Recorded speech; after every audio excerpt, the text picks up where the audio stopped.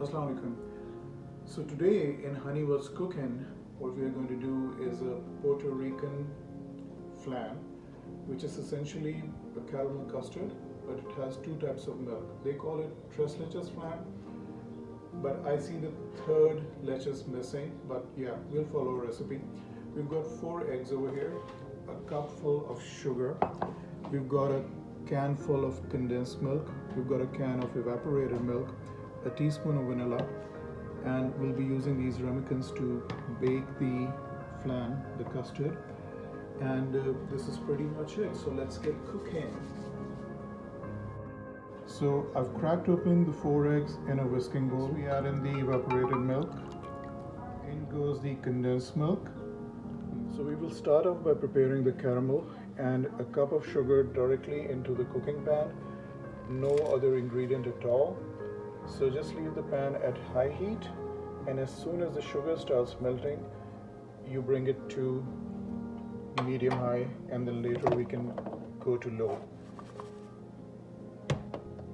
So we will let the sugar start melting. The sugar has now started to melt. It takes a while, but when it starts going, then it's a matter of a few seconds. We do not want it too dark. Somewhere between light brown to just about copper should be fine. The sugar is now melted, and we will pour it out in the ramekins, dividing it equally into the 2. And if I can, I will give it a swirl so that it can coat the sides of the ramekin as well. This caramel, I will just try to coat the sides of the ramekin as much as I can. Yeah. Now with the caramel done, we will move on to whisk the condensed milk, evaporated milk, 4 eggs, and I will drop in a teaspoonful of vanilla, and we will give it a quick whisk. You can use a blender, but I think a whisk is fine. And the only other thing that I will be doing, I will sieve it before I pour it into the ramekins.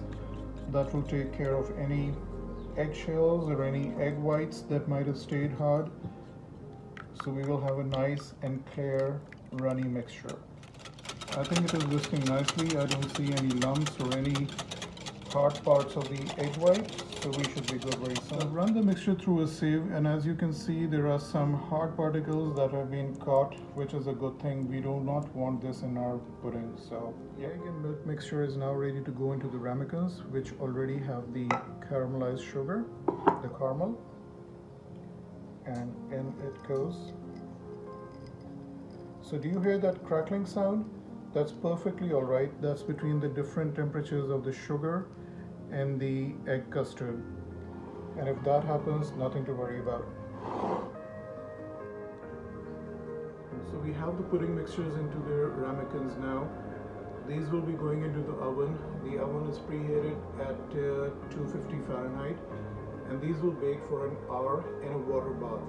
So what I will do is I will first carry these inside the oven. I've got a kettle of boiling hot water, and then I will pour water up to at least half the height of each ramekin, and then it can nicely bake in this water bath.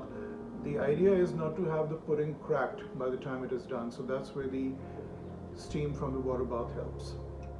So now these are ready to cook for 1 hour at 250 Fahrenheit. The puddings have been sitting for a good 40 minutes. We had to increase the temperature to 350. They look cooked. Let's take them out. So we will let the puddings sit for a few minutes before we move on to remove them from the mold. So the pudding has been sitting to cool for a couple of minutes now. It's still warm, not as hot. Now is what we say the moment of truth. So we run a clear knife around the edges. One thing I can definitely say, it has cooked well.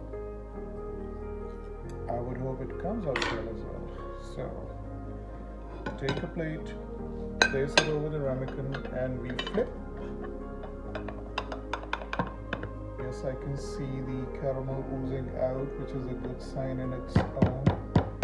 Gently dab it a little, and yep.